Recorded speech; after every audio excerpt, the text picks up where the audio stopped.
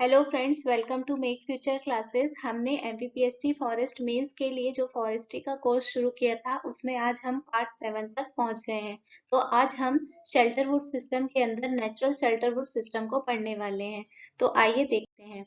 तो natural शेल्टरवुड system में क्या होता है कि ये जो अनमैनेज्ड फॉरेस्ट है उसे यदि हम मैनेजमेंट के अंडर में लेके आते हैं, मैनेजमेंट के अंदर लेके आते हैं तो उसे हम नेचुरल शेल्टरवुड सिस्टम कहते हैं। शेल्टरवुड किस लिए कि जो नई सीडलिंग्स हैं या नया रीजनरेशन प्रोसेस जो है वो किसी ना किसी पुराने ट्री के शेल्टर में होने वाला है।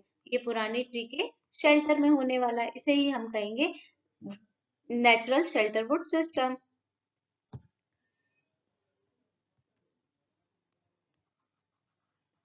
और आगे देखते हैं हम इसके बारे में।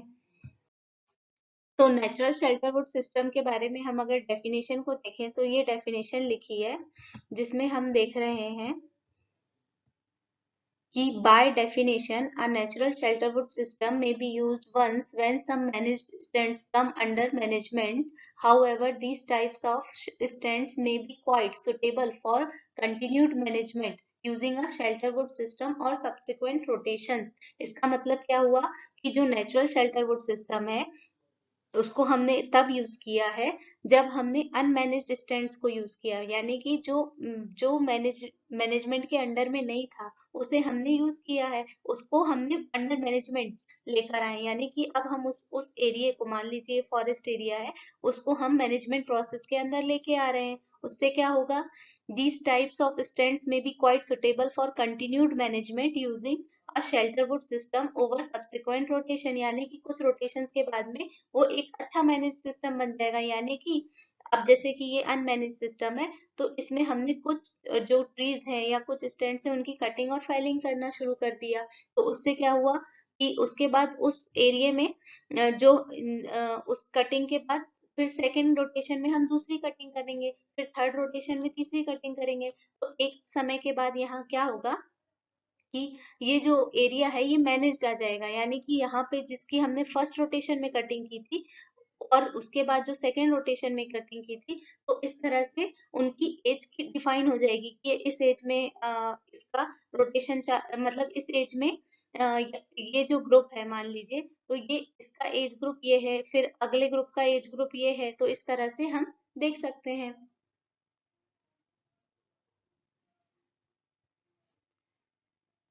और यहाँ पे क्या करेंगे, हम जब फर्स्ट रोटेशन कर रहे होंगे तो हम जो है इसमें हम ओवर स्टोरीज को कट करेंगे। ओवर स्टोरीज को मतलब जो मैच्योर्ड स्टैंड है उन्हें कट करने वाले हैं, और जो मैच्योर्ड स्टैंड है उनको कट कर देंगे। तो जो बचे हुए रहेंगे उसमें जब फ्लावरिंग और फ्रूटिंग होगी तो वो वहां पे नेचुरल रीजनरेशन की प्रोसेस को अपनाएंगे। तो इस तरह से हमें एक शेल्टरवुड सिस्टम का पिक्चर देखने को मिलेगा जिसमें ये पुराना ट्री जो है, मतलब जो कटने के बाद वहां पे जो पुराना ट्री रहेगा वो अगले वाले को शेल्टर दे रहा होगा। तो ये हो गया हमारा नेचुरल शेल्टरवुड सिस्टम। आइए थोड़ा इसके बारे में पढ़ लेते हैं।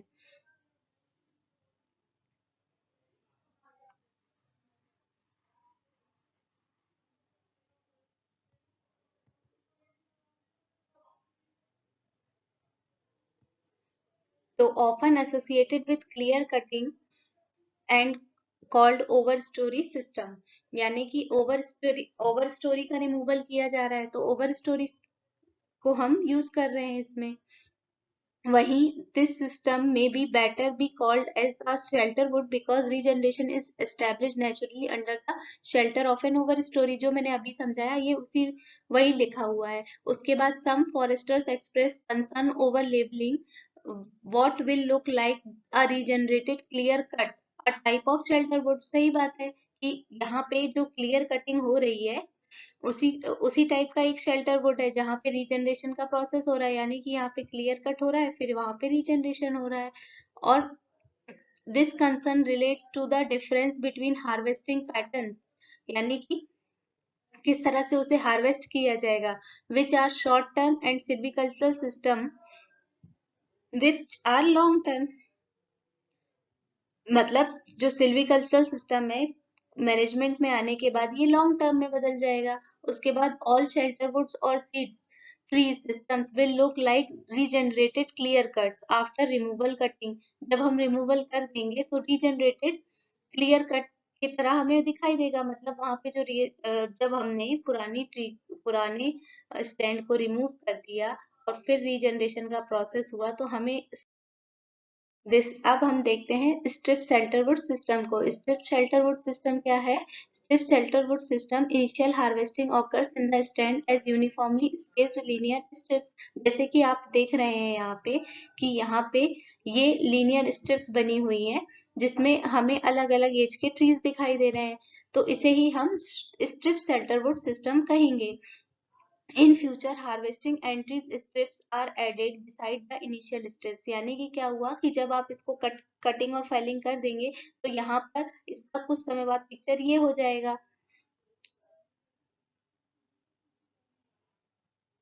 उसके बाद इसका ये हो जाएगा पिक्चर। इस तरह से हमारा जो पिक्चर है हार्वेस्टिंग एंट्रीज के बाद स्ट्रिप्स में दिखाई देगा, और जो हमारे ट्रीज होंगे वो हमें इवन एज दिखाई देंगे।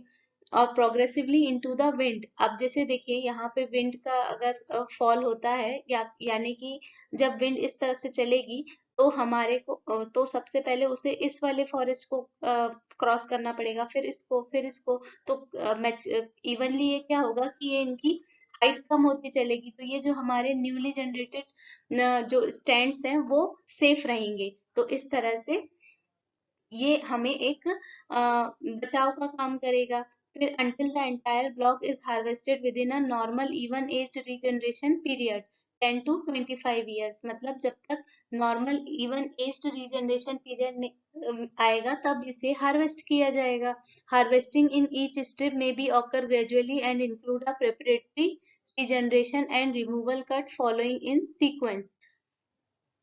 का मतलब क्या है कि हार्वेस्टिंग जो होगी हर स्ट्रिप में वो ग्रेजुअली की जाएगी। मतलब अ, एक पैटर्न, मतलब एक स्लोप के फॉर्म में की जाएगी। ग्रेजुअली मतलब होता है कि पहले मतलब डिफॉर्मेशन नहीं मिलेंगे, हमें एक स्मूथ वे मिलेगा कटिंग करने का। एंड इंक्लूड अ प्रिपरेटरी मतलब प्रिपेयर करके जाएंगे, रीजनरेशन यानी कि वहां पे सीडलिंग्स को डाल के नया रीजनरेशन प्रोसेस को अपनाएंगे, और रिमूवल कट यानी कि हम उसे पूरी तरह से यदि वहां पर स्टैंड है तो उसे कट कर देंगे। तो फॉलोइंग इन सीक्वेंस, और ये सब सीक्वेंस में होगा, तो इससे क्या होगा, एक बेहतर आपका मैनेज्ड फॉरेस्ट मिलेगा जैसा कि आप इसमें देख रहे हैं स्ट्रिप्स के फॉर्म में हमें मिल रहा है। तो आइए फिर आगे चलते हैं। तो अब हमने देखा कि क्लियर ये जो स्ट्रिप शेल्टरवुड सिस्टम है ये क्लियर स्ट्रिप सिस्टम और यूनिफॉर्म सिस्टम का मल्टीप्लिकेशन है, यानी कि ये दोनों को कंबाइन करते हुए है। जैसे कि यहाँ पे क्लियरली स्ट्रिप्स में हमने जो हाई फॉरेस्ट सिस्टम में पढ़ा था वो है, और वहीं पे जब यूनिफॉर्म सिस्टम क्या होगा कि यहाँ पे जो रीजनरेशन या कटिंग फेलिंग की प्रोसेस होगी उसके बाद जो फॉरेस्ट आएगा वो इवन एज्ड होगा और मैनेज्ड होगा।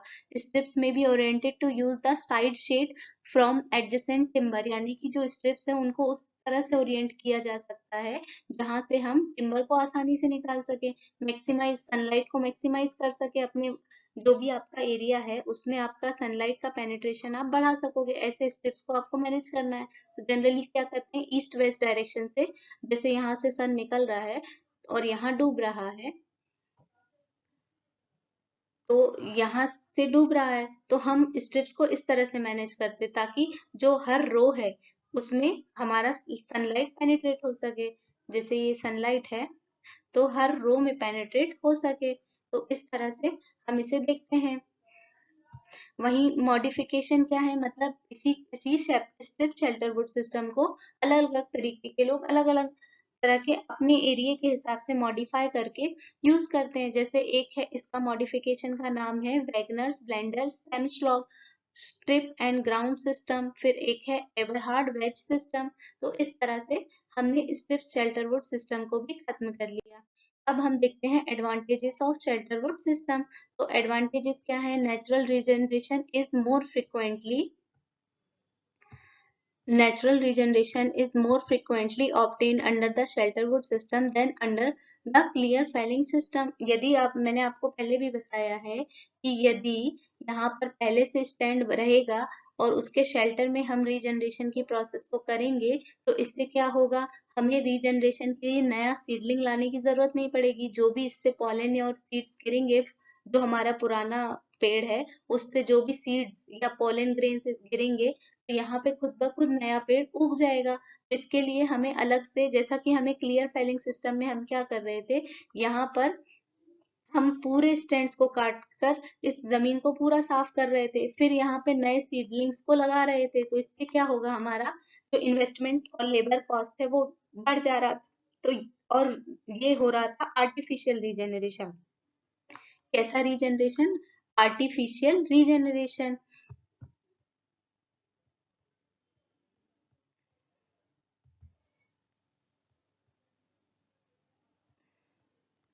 अब अगला देखते हैं, they afford protection to species sensitive in youth to frost, drought and cold wind as compare to clear felling. अब जैसे कि यहाँ पर हमारा स्टैंड पहले से लगा हुआ है, यानी कि यहाँ ट्री पहले से है। अब यहाँ पर यदि कोई नया सीडलिंग निकल के आ रहा है, यानी कि एक छोटा पेड़ है जो अभी उग रहा है, यंग है, अपनी यंग एज में है, तो यदि बहुत तेज हवा चले, फ्रॉस्ट गिरे, या फिर सूखा पड़ जाए, तो ये जो ट्री है, ये जो है, ये इसकी हेल्प करेगा या फिर इसको शेल्टर देगा। तो ये हमारा इसका एडवांटेज हो गया। फिर the soil is most effectively protected then under the clear felling system. मैंने ये पिछले बार बताया था, जब हम हाई फॉरेस्ट सिस्टम पढ़ रहे थे, तो उसमें क्लियर फेलिंग में क्या हो रहा था, हमने सारे स्टैंड्स को क्लियर कर लिया था। अब जमीन जो है हमारी बिल्कुल नेकेड है। जमीन कैसी है? बिल्कुल नेकेड है। तो इसका इरोजन, इसकी सॉइल जो है उसका इरोजन कितना ज्यादा होगा, तेज हवा आएगी, यहाँ से सॉइल को उड़ा के ले जा लेगी। यदि वाटर रन ऑफ होगा, यानी कि पानी बहुत तेजी से आएगा, तो सॉइल को उड़ा के ले जा लेगा। और भी कोई बहुत से कारण है जिससे सॉइल का यहाँ पे डिग्रेडेशन होगा। लेकिन यदि लेकिन यदि यहाँ पे कोई ट्री पहले से रहेंगे, यहाँ पर ट्री यदि पहले से रहेंगे तो क्या होगा, यहाँ पर ट्री रहेंगे,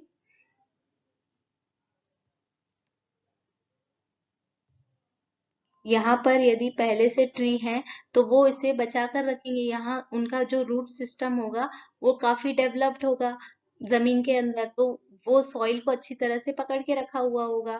ठीक है, तो ये इस तरह से हमारे को शेल्टर वुड सिस्टम का फायदा मिलेगा, ताकि हमारी सॉइल का प्रोटेक्शन हो सके।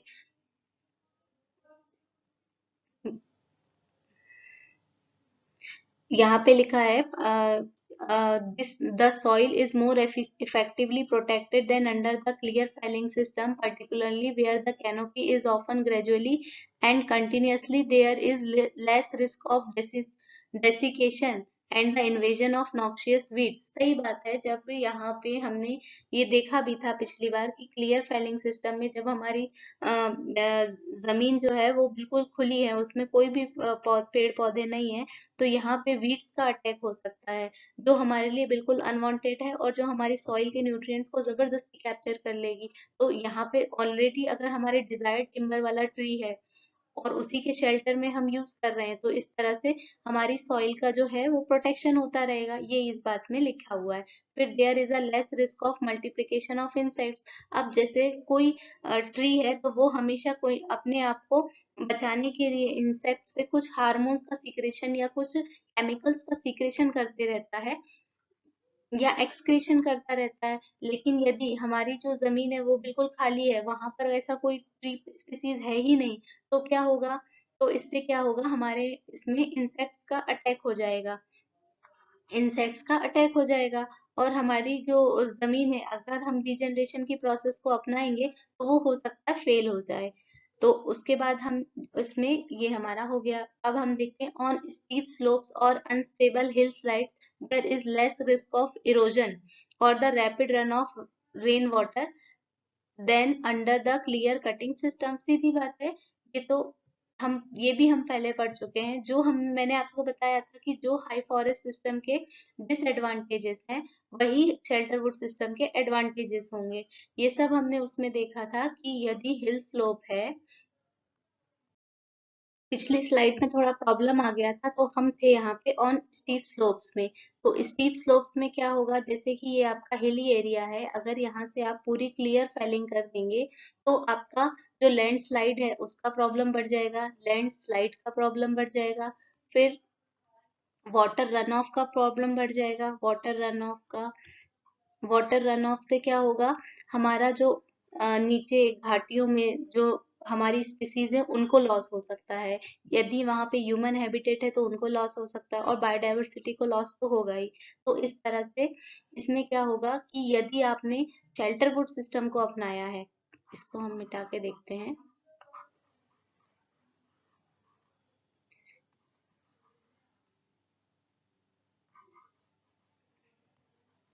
यदि आपने शेल्टर वुड सिस्टम को अपनाया है तो यहाँ पर हमेशा कोई ना कोई स्टैंड रहेगा, तो उससे क्या होगा, यहाँ पर एकदम से सॉइल इरोजन का प्रॉब्लम नहीं आएगा। ठीक है, तो इस तरह से ये वाला पॉइंट भी हमारा क्लियर हो गया। अब हम देखते हैं अगला। इसमें लिखा है effective measures against damage bye storms and snow. सही बात है, जब भी इस यहाँ पर यदि यदि यहाँ पर पहले से स्टैंड होंगे तो आपका जो स्टॉर्म है, यानी कि तेज ठंडर हवाएं हैं या चक्रवात हैं इनसे और स्नो से आपका बचाव हो सकेगा, क्योंकि इनकी कैनोपी जो है स्नो को रोक लेगी। यदि ये ऐसे एरिया में पाए जाते हैं तो वहां पर ऐसे कोनीफेरस ट्रीज होंगे, तो उससे क्या होगा, थोड़ा बहुत ही सही लेकिन हमारे यंग सीडलिंग्स को बचाव मिलेगा। अब आगे देखते हैं।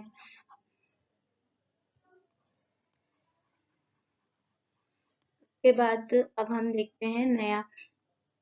अब हमने इस पॉइंट को भी क्लियर कर लिया। अब हम देखते हैं an opportunity is given to the best trees to put on enhanced increment when opened out in regeneration felling. An opportunity is given to the best trees to put on enhanced increment, यानी कि इसमें क्या होगा कि opportunity रहेगी उस tree को जो अच्छी अच्छी ग्रोथ करता है और हमें अच्छा वैल्यूएबल प्रोडक्ट देता है, क्योंकि हम उसके आजू बाजू के एरिया को शेल्टर वुड सिस्टम में क्या कर रहे हैं, पहले साफ कर रहे हैं फिर रीजनरेट कर रहे हैं। तो जब तक ये उसके कंपटीशन तक बड़ा होगा तब तक इसका मैच्योर पीरियड आ चुका होगा, इसे काटना होगा, तो इससे हमें एक अच्छी आउटपुट मिलने की संभावना रहेगी। तो शेल्टर वुड सिस्टम का ये एक और फायदा हो गया। उसके बाद from the aesthetic point of view, अब इसको ये तो बहुत ही मतलब सिंपल सी बात है कि यदि कोई जमीन है और वो पूरी तरह से खाली कर दी जाएगी, उसमें से पूरा डिफोरेस्टेशन कर दिया जाएगा, तो ये एस्थेटिक यानी सौंदर्यता से लेस हो जाएगा, मतलब कम हो जाएगी उसमें सुंदरता, हमें अच्छा नहीं लगेगा उसको देखने में। लेकिन वहां पर थोड़े बहुत भी ट्री हो, लेकिन हो तो उसका एस्थेटिक पॉइंट बना रहेगा। तो ये हो गए हमारे advantages of shelter would system. अब इसके डिसएडवांटेज भी हैं। अब इसके डिसएडवांटेज क्या होंगे, वही होंगे जो हाई फॉरेस्ट या क्लियर फेलिंग के एडवांटेजेस थे। Shelter would system require more skills. वही मैंने आपको बताया था कि क्लियर फेलिंग में आपको मजदूर को सिर्फ बताना है कि इस एरिया के जाके आप ट्रीज को काट दीजिए, लेकिन आपको क्लियर फेलिंग में ये बताने की जरूरत थी कि आपको कुछ नहीं करना है, आपको सिर्फ मजदूरों को बोलना है कि जाओ और आप कटाई शुरू कर दो। लेकिन शेल्टर वुड में आपको कौन सा ट्री बचाना है, कौन सा उड़ाना है, यानी कि काटना है, तो उसको देखने के लिए आपको पहले उसकी मार्किंग करनी पड़ेगी कि ये पहचान है, इस वाले को काटना है, इसको रखे रखना है। कई बार कंफ्यूजन में पता चला जो बेस्ट टिम्बर वाला है उसे काट दिया गया और खराब टिम्बर वाले को बचा दिया गया। तो ये एक मार्किंग करने का जो स्किल है ये बहुत जरूरी हो जाएगा इस ये में। तो ये एक एक्स्ट्रा लेबर कॉस्ट को बढ़ा देगा आपके। अब हम देखते हैं अगला पॉइंट। तो अगला पॉइंट क्या है, work is less concentrated and felling and extraction cannot be carried out so economically than under clear felling. Work is less concentrated and felling and extraction cannot be carried out. अब जैसे कि हमने देखा कि जो इसमें जो काम है वो लेस कंसंट्रेटेड है, मतलब उस एरिया से हमें जितना टिम्बर मिल सकता है उससे हम कम ही लेके आ रहे हैं। तो इससे क्या होगा, ये इकोनॉमिकली थोड़ा कठिन हो जाएगा। क्यों? क्योंकि आपको जितना आपका इनपुट जा रहा है उतना आउटपुट आने में नहीं मिल रहा है। तो इस तरह से ये इकोनॉमिकली अच्छा नहीं है। उसके बाद damage is done to greater और less extend by felling of trees over young growth. अब जैसे कि आप इतनी स्किल तो हमारे यहाँ नहीं होगी ना कि अ, ये वाला पेड़ काटना है और इसके अंदर इसके बाजू में ही एक यंग बड़ा हो रहा है, तो इसको इतनी बारीकी से कैसे काटेंगे ये इसके ऊपर इसका कोई भी प्रभाव ना पड़े, यानी कि इसमें से कोई टिम्बर इसके ऊपर ना गिरे या इसको लॉस ना हो। तो इस इतना इतना हाई क्वालिटी स्किल हमारे यहाँ अभी इतना हो पॉसिबल नहीं है, और कहीं और भी पॉसिबल होना बहुत मुश्किल का काम है या बहुत कॉस्टली काम है या बहुत स्किल रिक्वायरमेंट इसके लिए लगेगी हमें। और फिर ड्रैगिंग और स्लाइडिंग सिर्फ काटना ही थोड़ी ना है, उसे वहां से लेकर भी आना है। फिर उसे सारे सुटेबल प्रिकॉशंस भी अपनाने हैं, उसका प्रिवेंशन भी करना है ताकि उसे कुछ खराबी ना हो सके। तो इस तरह से ये काफी हेक्टिक काम हो सकता है। Serious economic loss as the young crop takes more time to establish that under the clear felling system. अब जैसे कि हमने पुरानी क्रॉप को भी रखा हुआ है, यंग क्रॉप को भी रखा हुआ है, तो डेफिनेटली न्यूट्रिएंट्स की शेयरिंग होगी, कंपटीशन होगा। तो क्लियर फेलिंग में जब सब उग रहे होते हैं तो उससे मतलब ये होगा कि ये वाला जो ट्री है जो बड़ा हो चुका है वो अपने सर्वाइवल में ज्यादा कंफर्टेबल होगा, लेकिन जो यंग वंस हैं उनको सर्वाइवल के लिए काफी कंपटीशन करना पड़ेगा। तो इस तरह से ये काफी इकोनॉमिक लॉस को कर सकता है। उसके बाद the rate of cutting and regeneration are more difficult to control than the clear felling system. जो रेट ऑफ कटिंग है, यानी कि आप कटिंग किस तरह से कटिंग का रेट मतलब कितने ज्यादा, जैसे मैंने बताया कि जब भी एरिया में यदि और भी क्रॉप्स लगी हुई हैं और आप उसको पूरा नहीं कट करके ला रहे हैं, कुछ कम करके ला रहे हैं, तो डेफिनेटली आपको लॉस होगा। क्योंकि जितना इनपुट डाल रहे हैं उतना आउटपुट आपको मिलेगा नहीं, और फिर रीजनरेशन भी मोर डिफिकल्ट होगा। क्यों? क्योंकि पहले से वहां पे ट्रीज लगे हुए हैं, तो आपको रीजनरेशन करने के लिए वहां पे बहुत ही मतलब बारीकी से आपको उस एरिया को चुनना पड़ेगा। फिर वहां पे उसमें रीजनरेशन यानी कि सीड या सैपलिंग को लगाना पड़ेगा। फिर when mature crop is removed in two or more felling, resulting crop more or less even aged or somewhat uneven age is called shelterwood system।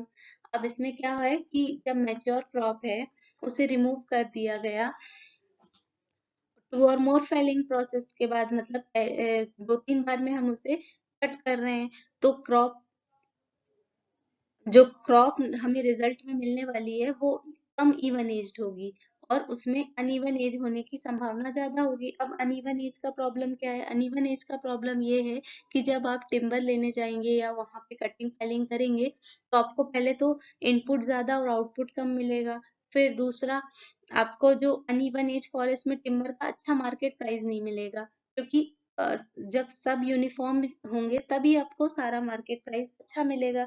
अब अनइवन एज के लिए मार्केट प्राइस गिर जाएगा तो आपका ये लॉस हो जाएगा। तो इस तरह से हमने देख लिया है शेल्टरवुड सिस्टम को। इसके बाद एक कोपाई सिस्टम है, उसे हम थोड़े दिन बाद पढ़ेंगे क्योंकि अब ये बहुत ज्यादा टेक्नोलॉजिकली हार्ड होता चल रहा है, तो अब हम एक लाइट टॉपिक रखेंगे। फिर हम इसको कोपाई सिस्टम के बाद कंप्लीट करेंगे ताकि आपको इसमें इंटरेस्ट भी आए और मजा भी आए। तो अभी हम कुछ दिन हिस्टोरिकल बैकग्राउंड को पढ़ेंगे ताकि आपको पढ़ने में आसानी हो और आपको ज्यादा हेक्टिक ना हो जाए। लेकिन वीडियोस रिकॉर्डेड रहेंगे, तो जब भी आपका एग्जाम हो तो आप हमेशा सीक्वेंस में उसे पढ़िएगा। Okay, thank you. आप हमारे चैनल को जरूर लाइक शेयर सब्सक्राइब करिए और हमें मोटिवेट करते रहिए। Okay, thank you.